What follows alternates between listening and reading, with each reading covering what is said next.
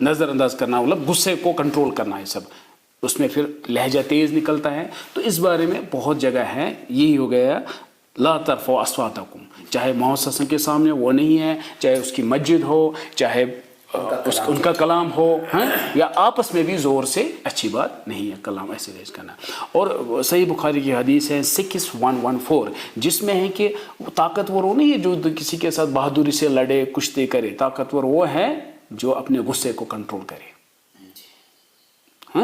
تو یہ غصہ, جو غصے میں بھی لہجہ پھر اونچی آواز نکلتا ہے یہ سب.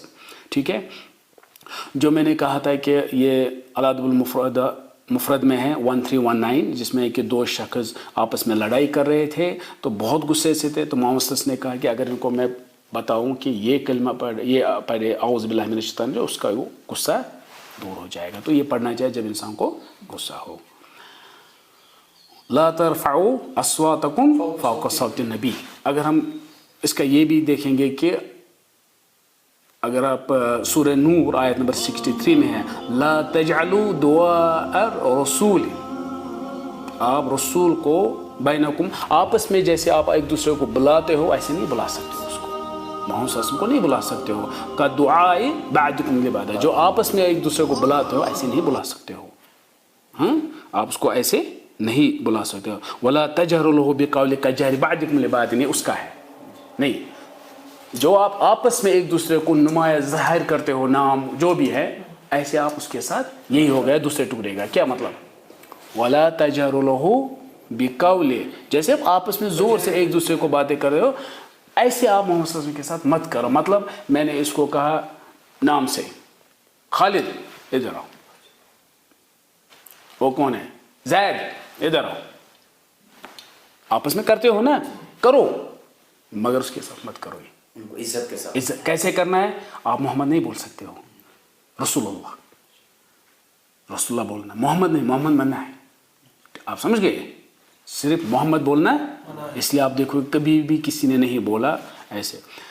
اور نبی بول سکتے ہو, یا نبی یا رسول, قرآن نے بولا ہے مدثر مزمل, ریسپیکٹ آؤٹ آف ریسپیکٹ. ہر ایک پروفٹ کا نام ڈائریکٹ ہے, یا نوح یا ابراہیم, محمد صلی اللہ علیہ وسلم کا نہیں ملے گا. اس کا کرینہ ڈفرینٹ ہوگا, اس وقت جنرل نام نہیں ہے اس میں, کہیں پہ نہیں ہے. تو آپ یہ ایسی بات ہے, ہمیں مسلمان کو محمد صلی اللہ علیہ وسلم سے اتنا پیار ہونا چاہیے ماں باپ سے زیادہ. اب لے لو ماں باپ کو, کون ماں اور باپ کو نام بول سکتا ہے؟ کسی کی ہمت ہے؟ وہ وہیں پہلے مارے گا 2-4 تھاپڑ. تو پوائنٹ یہ کہ ان کی عزت یہ ہے کہ قرآن میں یا ابتی کبھی بھی نہیں بول سکتے ہو آپ, نام نہیں بول سکتے ہو. کس کو؟ ماں باپ کو. قرآن میں بالکل نہیں ہے کہیں پہ. مگر اب جب رسول اللہ تو ماں باپ سے بڑھ کر ہے تو اس کو کیسے نام سے بول سکتے ہیں؟ ٹھیک ہے. تو یہی نہیں, اللہ نے بھی اس کو نام سے اس کی عزت دی تاکہ کہہ سکتے تھے دیکھو کیا ہے, یا نوح ہیں یا موسیٰ ہیں, مگر اس قوم کو کہا گیا رسول کی کو نام سے مت لے لو. جیسے اب آپس میں اللہ تجر یہی ہے آپس میں, تو اس کو نہیں لے سکتے. اب اگر اللہ سبحانہ و تعالیٰ قرآن میں کہتا ہے جیسے یا نوح یا محمد, ہمیں تو بولنا تھا نا, پڑھتے تھے نا قرآن میں, تو محمد تو بولنا تھا, تو یہ کنٹراڈکشن ہوتا. اسی وجہ سے اللہ نے عزت کی تاکہ ہم اس کی عزت کریں, ورنہ گناہ نہیں ہے اگر اللہ کہتا یا محمد, کوئی مسئلہ نہیں سمجھا ہے. اس نے نوح کو بھی کہا, ابراہیم کو بھی کہا, تمام انبیاء کا نام کہا, مگر اس کا نہیں کہا کیونکہ ہمیں کہا ان کی عزت کرو, اس کی نام مت لے لو. نمبر 1. دوسرا, قرآن میں بھی استعمال نہیں ہوا, ورنہ ہمیں تو کہنا تھا نا, یہاں سے بولتے مت بولو, یہاں میں روز بولتے یا محمد, کیوں قرآن میں بھی ہے. اب جلدی سے محمد پھر بولتے صلی اللہ علیہ وسلم, تاکہ اس کو ڈفرینٹ نکالے, ہٹ کے نکالے. ٹھیک ہے. اچھا, اب اگر کوئی کرتا ہے تو کیا ہوگا؟ کوئی کہتا ہے نعوذ باللہ سے محمد, کون؟ ہمارا نبی محمد, ہر بار. تو اس کے اعمال ان تحبط اعمالکم وانتم لا تشعرون, ہاں یہ اعمال. اب یہاں پہ ایک خاص چیز ہے کہ یہ بہت ہی جو اعمال اسی پر یہی ہے, اس کے بعد یہ آیت پہ ہوگا. یہاں پہ کہا کہ اعمال تباہ ہو جائیں گے. اب ظاہر سی بات ہے, ہمیں پتہ ہے کہ اعمال کس سے تباہ ہوتے ہیں. ایک مومن مسلمان کا سارے عمل تباہ ہوتے ہیں جب وہ کفر کرے گا, شرک کرے گا. ایک شخص کے اعمال اتنا ہے, اچھے ڈیڈز ہیں, اس نے شرک کیا, کیا ہو گیا؟ اعمال ختم ہو گئے. مطلب کیا محمد کہنے سے اتنا ختم ہو جائے گا؟ مطلب ایک مسلمان اس نے اتنا کمایا ہے آج تک, ایک پہاڑ جیسے نہیں کیا, اب اس نے شرک کیا, کفر, واپس آیا, مرتد ہو گیا, کیا ہوتا ہے پھر؟ اس کے اعمال کو سارا, مرتد ہو گیا, شرک ہو گیا, تب سارا ختم ہو گیا. یہاں آپ کہتے ہو ایک مومن اس نے کہا محمد, اس کا ختم ہو گیا. یہ انٹرسٹنگ ہے بہت.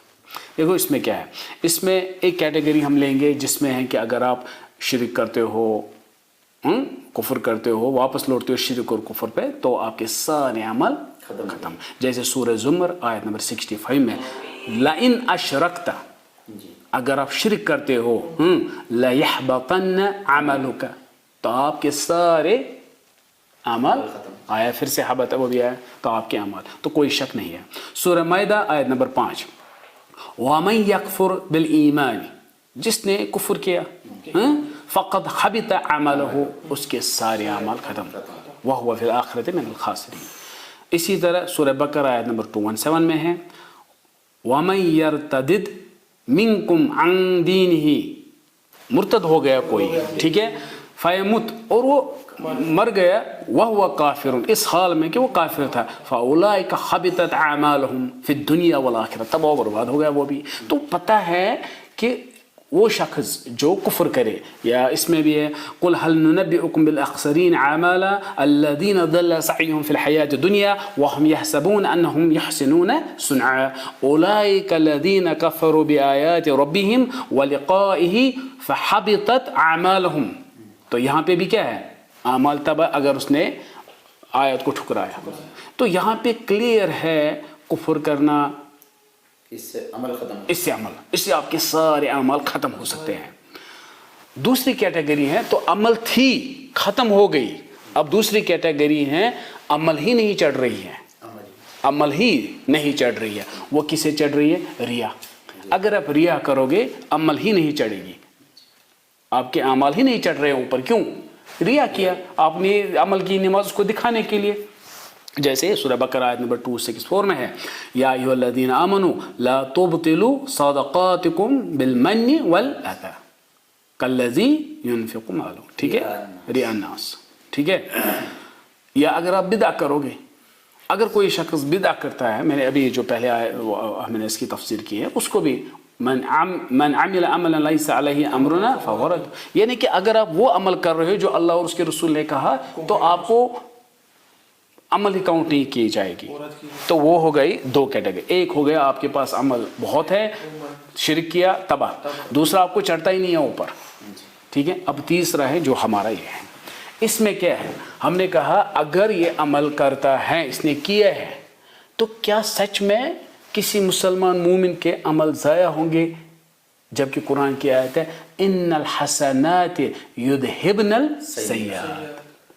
اگر آپ نیکی کرتے جاؤ گے آپ کا گناہ کا اکاؤنٹ نیچے جائے گا ایسے. مگر یہاں کیا کہا؟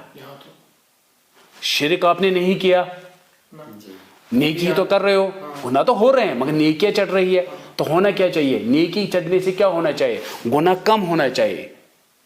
مگر قرآن کہہ رہے ہیں گناہ کم ہو جائیں گے نیکی کرنے سے. مگر آپ نیکیاں کر رہے ہو, صرف آپ نے کہا محمد, نیکی تو کر رہے ہو نا, مسلمان ہونا, مومن ہونا. مومن کا کام ہے کنٹینیو نیکی کر رہا اور گناہ بھی ہوتا ہے, گناہ تو ہو جائے گا. یہ سمجھنا بات کو. ایک شخص مومن ہے, نیکی کرتا جا رہا ہے, گناہ ہو رہا ہے, گناہ کا اکاؤنٹ الگ ہے, پر نیکی چڑھ رہا ہے. اگر نیکیاں وہ زیادہ کر رہا ہے تو گناہ کے اکاؤنٹ تھوڑا پھر کم ہو جائیں گے. مگر کیا ایسا ہے کہ یہ اکاؤنٹ کم ہو جائے گا؟ میں نے کہا یہ اکاؤنٹ کم ہو جائے گا جب آپ کفر کرو گے, یا آپ ایسی عبادت کرو گے جو اکاؤنٹ نہیں ہو جائے گی. تو یہ ایک کمپلیکیٹڈ مسئلہ ہے, پہلے سمجھنا ہے اس کو. یہ سمجھ آیا؟ ہاں. اب اس میں کیا ہے, جنرلی کیا ہوتا ہے کہ جب بھی کوئی نیکی کرتا ہے اس کے گناہ کم ہوتے ہیں. سورہ ہود آیت نمبر 114 میں ہے, اسی میں ان الحسنات یذہبن سیئات. جب اس کا شان نزول دیکھو گے, ایک شخص محمد کے ज़माने में एक औरत को एक किस करता है, मगर वो मोहम्मद के पास जाता है रोज़, मुझे सज़ा सुना ताकि यहाँ ही दुनिया में हिसाब किताब ख़त्म हो, मुझे सुनाओ सज़ा, मैंने ऐसे किया। मोहम्मद ने उसको टाल मटोल किया, ठीक है, फिर से आया तो मोहम्मद बार बार उसको जवाब ही नहीं देता था। फिर उसने यही आयत नाजिल हुई, जो नमाज पढ़े, सुबह शाम नमाज पढ़े, हाँ, इबादत करे, ज़िक्र करे, उसके गुनाह साथ साथ ख़त्म हो जाते। तो ये आयत है सूरह हूद आयत नंबर 114, ठीक है। तो इसका मतलब नेकी करने से गुनाह मिट जाते हैं, पॉइंट यही है, ठीक है। और उसके बाद और भी बहुत सारे हदीस हैं, जैसे एक जुमा से दूसरे जुमा तक जितनी भी गुनाह होते हैं वो भी, रमज़ान से रमज़ान तक गुनाह कम हो जाते हैं। तो फिर ऐसा क्या होगा कि गुनाह करने से ही, ये उल्टा है ना, अभी तक नेकी करने से गुनाह कट रहे हैं, या आप इसके बाहर जाओगे तब तबाह हो। क्या ऐसा भी है कि गुनाह करने से नेकियां ख़त्म हो जाएगी? हाँ, ये दूसरे हैं, इसमें भी है। फॉर एग्ज़ाम्पल इसकी सूरह बकरा की आयत है 266, यही आयत है। जैसे मैंने एक आयत दी कि नेकी करने से गुनाह कम होते हैं, मगर इस आयत में क्या है, गुनाह करने से नेकियां ख़त्म हो जाएगी। ये कंट्राडिक्शन नहीं है, ये सज़ा के तौर पे है।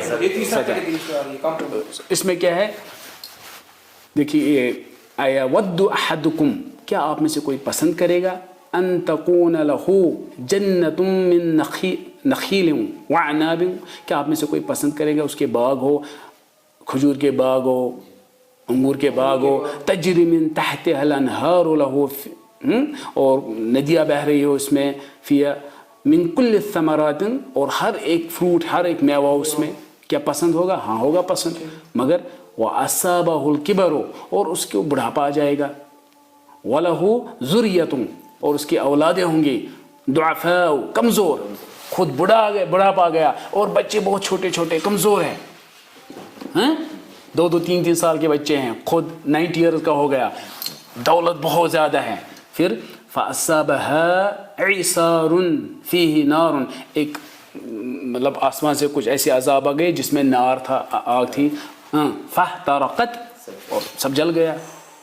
कज़ालिक युबय्यिनुल्लाहु लकुमुल आयाति लअल्लकुम ततफ़क्करून।